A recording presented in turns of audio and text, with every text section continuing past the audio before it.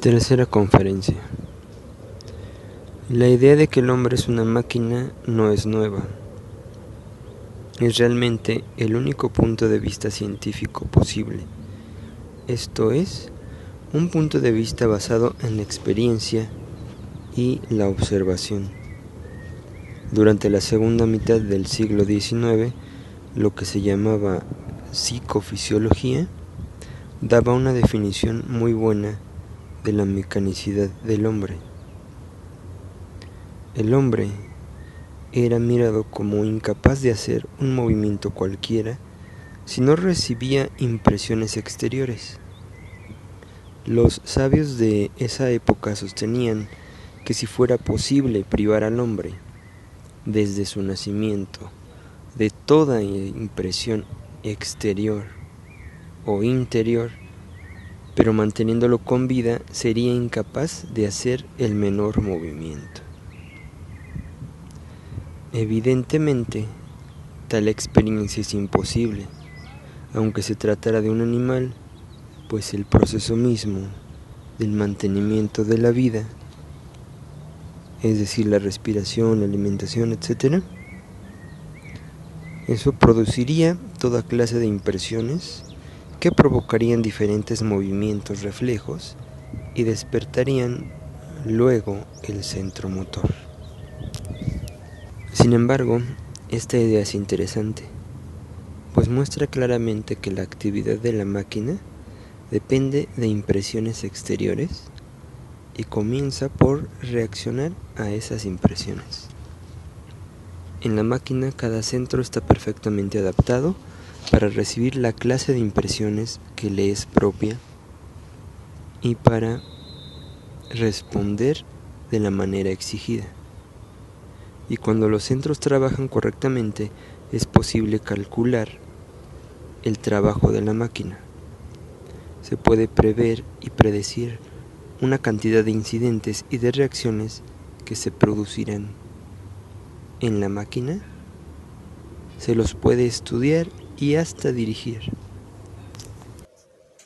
Desgraciadamente, los centros rara vez trabajan como debieran, aún en un hombre considerado como sano y normal. Esto sucede porque los centros están constituidos de tal modo que pueden, en cierta medida, reemplazarse mutuamente. En el plan original de la naturaleza, el propósito era sin duda alguna asegurar de este modo la continuidad en el funcionamiento de los centros y crear una salvaguardia contra posibles interrupciones del trabajo de la máquina, pues en ciertos casos una interrupción podría ser fatal. Pero en esas indisciplinadas máquinas que somos nosotros, la capacidad que tienen los centros de trabajar el uno por el otro se hace tan excesiva que cada uno de ellos rara vez efectúa el trabajo que le es propio. Casi cada minuto un centro u otro abandonan su propio trabajo y tratan de hacer el del otro, el cual a su vez intenta realizar el de un tercero. Los centros, ya lo dije, pueden reemplazarse mutuamente, hasta cierto punto, pero no completamente. Y en tal caso trabajan, es obvio decirlo, de manera mucho menos eficaz. Por ejemplo, el centro motor puede, en cierta medida, imitar el trabajo del centro intelectual, pero no brindará sino pensamientos muy vagos, muy desilvanados como en los sueños y en sueños. A su vez, el centro intelectual puede trabajar en lugar del centro motor. Tratad, por ejemplo, de escribir pensando en cada una de las letras y en la manera como las vais a formar. Podéis intentar experimentos análogos tratando de serviros de vuestro pensamiento para hacer cualquier cosa que vuestras manos o piernas puedan realizar sin su ayuda. Ensayad bajar una escalera observando cada movimiento, o ejecutad un trabajo manual que os sea familiar, calculando y preparando mentalmente cada movimiento minúsculo. Veréis enseguida cuánto más difícil se torna el trabajo y hasta qué punto el centro intelectual es más lento y más torpe que el centro motor. Podéis también comprobarlo cuando aprendéis un nuevo género de movimiento. Suponed que aprendéis a escribir a máquina o que emprendéis cualquier trabajo físico nuevo, o bien tomad el ejemplo de un soldado que se adiestra en el manejo del fusil durante algún tiempo. Todos sus movimientos dependerán del centro intelectual y solo más tarde pasarán al centro motor. Todos conocemos el alivio que se experimenta cuando los movimientos se han hecho automáticos. La puesta a punto está terminada y ya no se necesita pensar ni calcular incesantemente cada movimiento. Esto significa que los movimientos han pasado al centro motor al que pertenecen normalmente. El centro instintivo puede trabajar en reemplazo del centro emocional, y el centro emocional puede, llegando el caso, trabajar por todos los demás centros. En ciertas oportunidades el centro intelectual puede trabajar en lugar del centro instintivo, aunque no puede efectuar sino una parte reducida de este trabajo, el que se relaciona con los movimientos visibles, los movimientos del tórax durante la respiración, por ejemplo. Es muy peligroso intervenir en las funciones normales del centro instintivo. Es el caso de la respiración artificial, descrita a veces como respiración de los yogis, y que no debe efectuarse sino bajo la vigilancia de un maestro competente y experimentado. Para volver al trabajo incorrecto de los centros, debo decir que llena prácticamente toda nuestra vida. Nuestras impresiones borrosas, nuestras impresiones vagas, nuestra carencia de impresiones, nuestra lentitud en comprender muchas cosas, a menudo nuestra identificación y nuestra consideración, nuestra misma mentira, todo eso depende del trabajo incorrecto de los centros. La idea del trabajo incorrecto de los centros no interviene en nuestra manera de pensar ni en nuestra comprensión ordinaria. No vemos todo el mal que nos hace ese trabajo incorrecto, toda la energía que consume innecesariamente, todas las dificultades que nos crea. Este desconocimiento del trabajo incorrecto de nuestra máquina está habitualmente ligado a la falsa noción que tenemos de nuestra unidad. Cuando comprendemos hasta qué punto estamos divididos en nosotros mismos, comenzamos a darnos cuenta del peligro que representa el hecho de que una parte de nosotros mismos trabaje en lugar de otra sin que lo sepamos. El hombre que quiere estudiarse y observarse deberá, pues, estudiar y observar no solo el trabajo correcto de sus centros, sino también su trabajo incorrecto. Es preciso conocer todas las clases de trabajo incorrecto y sus rasgos característicos en determinados individuos. Es posible conocerse sin conocer las propias imperfecciones y defectos. Y además de los defectos comunes a todos, cada uno de nosotros tiene sus defectos particulares, que son solo propios de uno, que deben ser estudiados en el momento oportuno. Como lo hice notar al principio, la idea de que el hombre es una máquina puesta en funcionamiento por influencias exteriores es una idea realmente científica.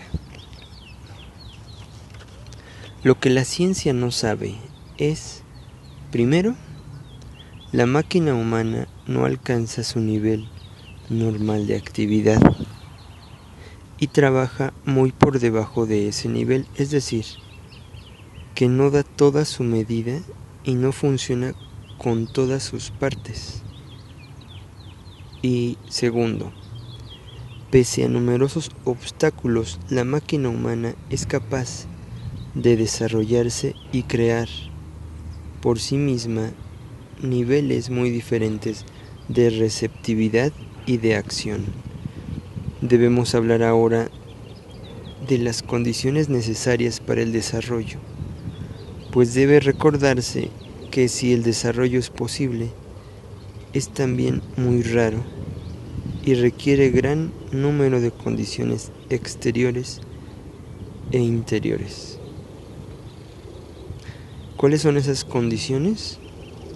La primera es que el hombre debe comprender su situación, sus dificultades y sus posibilidades. Debe sentir un fuerte deseo de salir de su estado presente o un gran interés por el estado nuevo desconocido que debe aportar el cambio. En suma, debe experimentar una violenta repugnancia por su estado presente o una viva atracción por el estado futuro que puede alcanzar. Después es necesaria cierta preparación. El hombre debe ser capaz de comprender lo que se le dice. Además, debe hallarse en buenas condiciones exteriores. Debe tener bastante tiempo para estudiar y debe vivir en un ambiente que haga posible ese estudio. No podemos enumerar todas las condiciones necesarias, pero comportan ante todo una escuela. Y una escuela implica, en el país donde existe, ciertas condiciones sociales y políticas, pues una escuela no puede existir en cualesquiera condiciones. Una vida más o menos ordenada, cierto grado de cultura y de libertad individual le son necesarias. A este respecto, nuestra época no es particularmente favorable. En Oriente las escuelas están desapareciendo rápidamente y parece que en muchos países su existencia se torna imposible. Por ejemplo, no hay ninguna escuela en la Rusia soviética, ni la había en la Alemania de Hitler, la Italia de Mussolini o la Turquía de Kemal.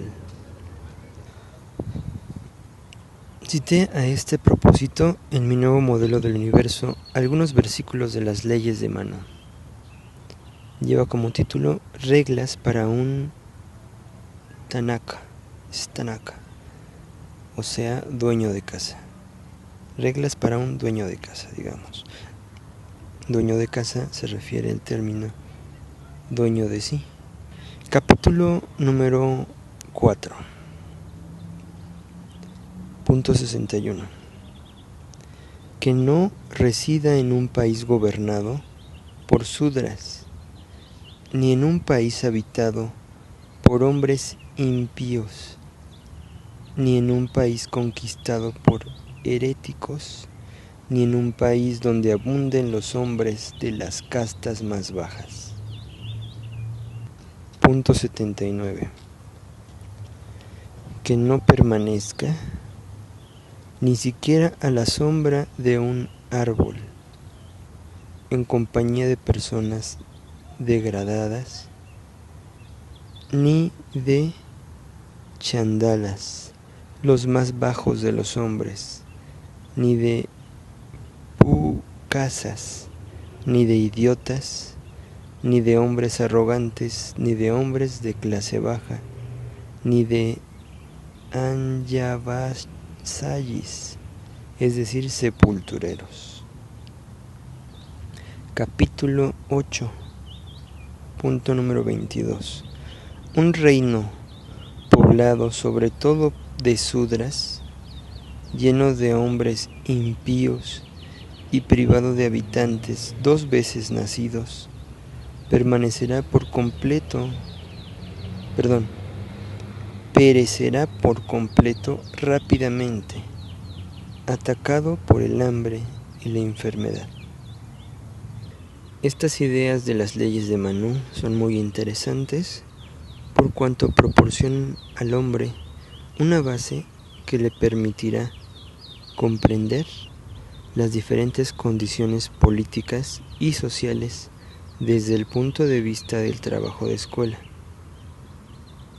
Distinguir las condiciones de un progreso real de aquellas que no acarrean sino la destrucción de todos los verdaderos valores, aun si sus adherentes pretenden que esas condiciones son progresistas y si de este modo consiguen engañar a una cantidad de pobres de espíritu.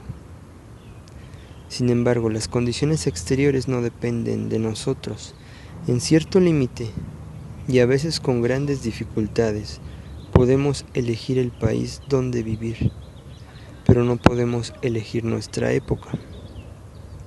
Es en el periodo o el siglo donde nos ha colocado el destino, donde debemos esforzarnos por hallar lo que queremos.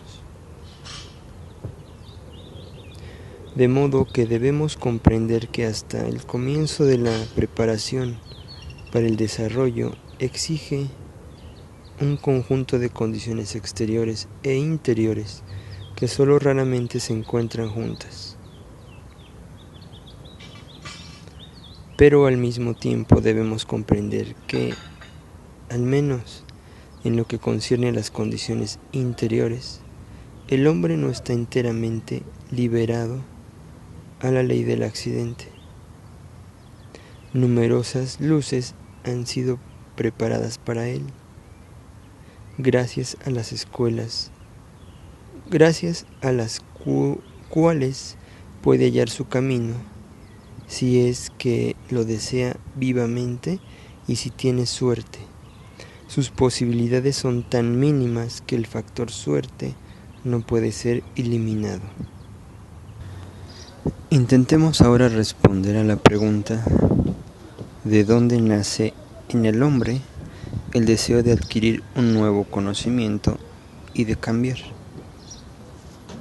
El hombre vive bajo dos clases de influencias.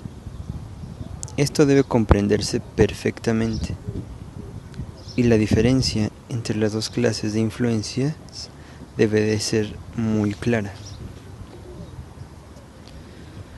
La primera consiste en intereses y en atracciones creadas por la vida misma. Intereses de salud, de seguridad, de comodidad, de fortuna, de placeres, de distracciones, de vanidad, de orgullo, de reputación, etc. La segunda consiste en intereses de otro orden, despertados por ideas que no son creadas por la vida, sino que se originan en escuelas. Estas influencias no alcanzan al hombre directamente, son arrojadas en el torbellino general de la vida. Pasan a través de muchos cerebros diferentes y llegan al hombre por la filosofía, la ciencia, la religión y el arte, siempre mezcladas con las influencias de la primera clase, y terminan por perder toda semejanza con lo que eran al principio. En la mayoría de los casos, el hombre no discierne la diferencia de origen de las influencias de la segunda clase, y a menudo se las explica como de origen común con las de la primera clase. Aunque el hombre ignore de la existencia de las dos clases de influencias, ambas influyen sobre él, y de una u otra manera, él reacciona. Puede estar más o menos identificado con una o varias influencias de la primera especie, y no experimentar las influencias de la segunda, o bien puede ser atraído y tocado por una u otra de las influencias de la segunda especie. En cada caso el resultado será diferente. Llamaremos a la primera clase de influencia A y a la segunda influencia B. Si un hombre está completamente a merced de las influencias A o de influencia A particular y es completamente indiferente a las influencias B, nada cambiará para él y sus posibilidades de desarrollo disminuirán de año en año. A cierta edad, a veces, muy temprano, pueden desaparecer para siempre, lo que equivale a decir que el hombre muere, aún permaneciendo físicamente vivo, como una semilla incapaz de germinar y producir una planta. Mas si, por el contrario, el hombre no está por completo en poder de las influencias A y es atraído por influencias B que lo conmueven y lo hacen pensar, los resultados de las impresiones que ellas producen se aglomeran en él, atrayendo otras influencias de la misma especie y crecen, ocupando un lugar cada vez más importante en su espíritu y en su vida.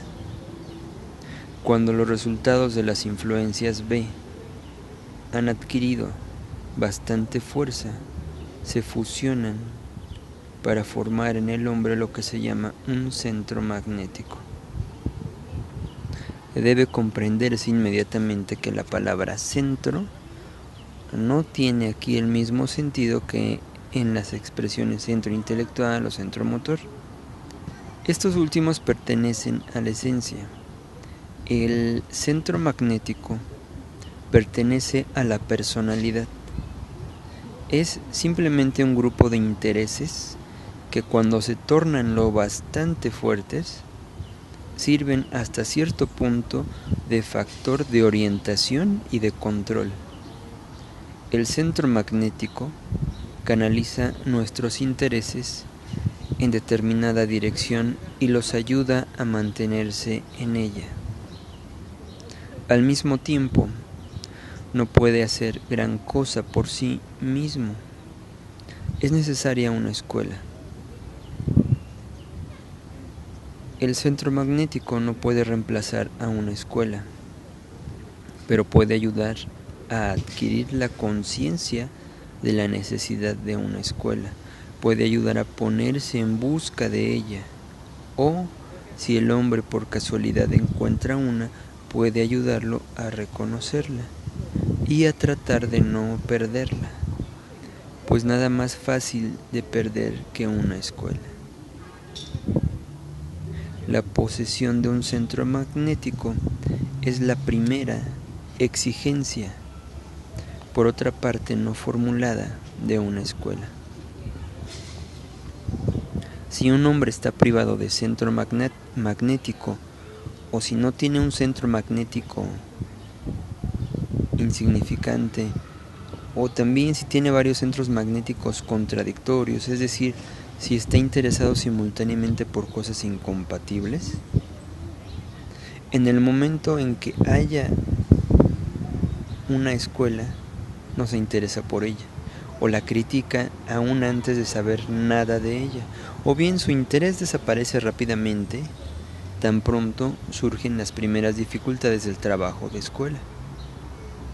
Y esta es la primer salvaguardia de una escuela.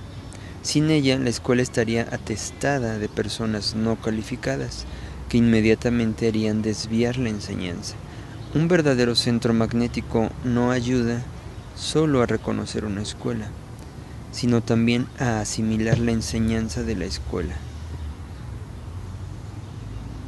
que difiere a la vez de las influencias A y de las influencias B, y puede ser llamada influencia C.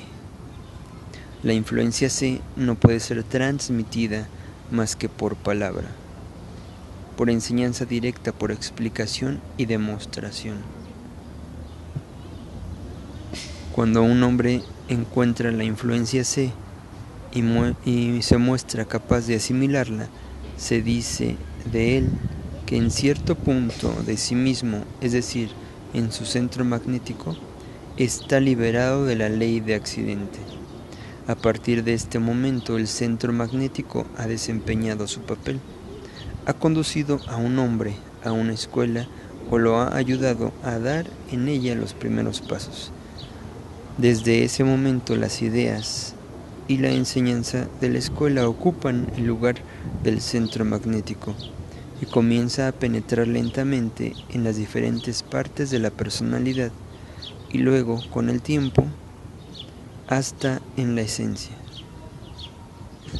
Se puede recoger muchas informaciones sobre las escuelas, su organización y su actividad leyendo y estudiando los periodos de la historia en que las escuelas eran más accesibles, pero hay ciertas cosas acerca de las escuelas que no se pueden aprender sino en las escuelas mismas, y las explicaciones de los principios y de las reglas de escuela ocupan un lugar muy grande en su enseñanza. Uno de los principios más importantes que se aprenden de este modo es que el trabajo de escuela debe realizarse simultáneamente en 3 líneas. Un trabajo sobre una línea o un trabajo sobre 2 líneas. No puede ser un trabajo de escuela. ¿Cuáles son esas 3 líneas? En mi primera conferencia dije que estas conferencias no son de escuela. Ahora explicaré por qué no lo son. Un día, durante una conferencia, se planteó esta cuestión. Quienes estudian esta enseñanza, ¿trabajan solo para sí mismos o trabajan para los demás?, preguntó alguien. Y ahora mismo voy a contestar esta pregunta. La primera línea es el estudio de uno mismo y el estudio de la enseñanza o del lenguaje. Quien trabaja en esta línea trabaja ciertamente para sí mismo. La segunda línea es el trabajo con otras personas pertenecientes a la escuela. Y trabajando con ella no se trabaja solamente con ellas, sino para ellas. Así, en la segunda línea se aprende a trabajar con los hombres y para los hombres. Por esta razón es por lo que la segunda línea de trabajo resulta particularmente difícil a ciertas personas. En la tercera línea se trabaja para la escuela. A fin de poder trabajar para la escuela es preciso, ante todo, comprender el trabajo de la escuela, comprender sus propósitos y sus necesidades. Y esto exige tiempo, a menos de estar realmente bien preparado. Ciertas personas hasta pueden comenzar por la tercera línea o en todo caso reconocerla fácilmente.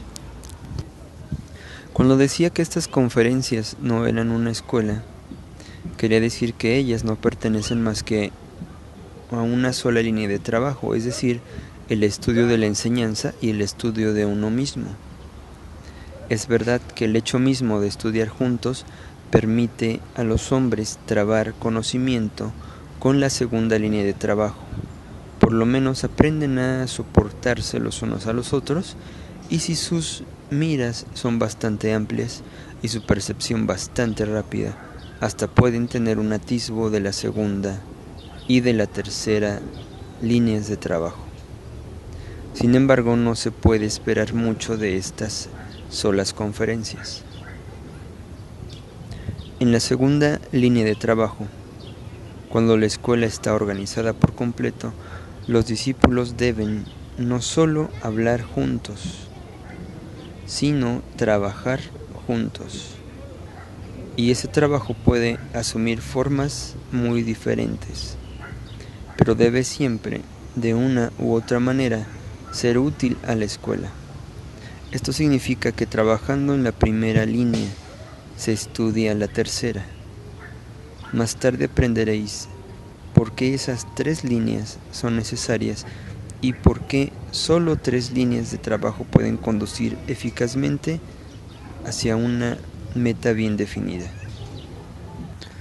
Desde ahora podrán comprender la razón principal de esta necesidad de 3 líneas de trabajo si se dan cuenta de que el hombre está dormido y que cualquiera sea el trabajo que emprenda, pierde rápidamente todo interés por él y lo prosigue mecánicamente. Son necesarias 3 líneas, ante todo porque el trabajo en una línea despierta al hombre que se duerme sobre otra línea. Si trabajamos realmente en 3 líneas, no podemos jamás dormirnos completamente. En todo caso, no podemos dormir tan tranquilamente como antes. Sin cesar seremos despertados y veremos que nuestro trabajo se ha detenido. Puedo ahora indicaros una diferencia muy característica entre las 3 líneas de trabajo. En la primera línea, el trabajo esencial es el estudio de la enseñanza, el estudio de uno mismo, la observación de uno mismo. Y en el trabajo se debe mostrar cierta iniciativa respecto a sí mismo. En la segunda línea se participa de un trabajo organizado donde cada uno hace solo lo que se le indica. Aquí no se exige y ni siquiera se admite iniciativa alguna. Lo esencial es la disciplina. Se trata de conformarse exactamente a lo que se os dice, sin dejar intervenir la menor idea personal, aun si ésta parece mejor que las que han sido dadas. En la tercera línea se puede, de nuevo, manifestar cierta iniciativa, pero se debe siempre ejercer un control sobre sí y no permitirse tomar decisiones contrarias a las reglas y principios o contrarias a lo que ha sido indicado. Dije antes que el trabajo comienza con el estudio del lenguaje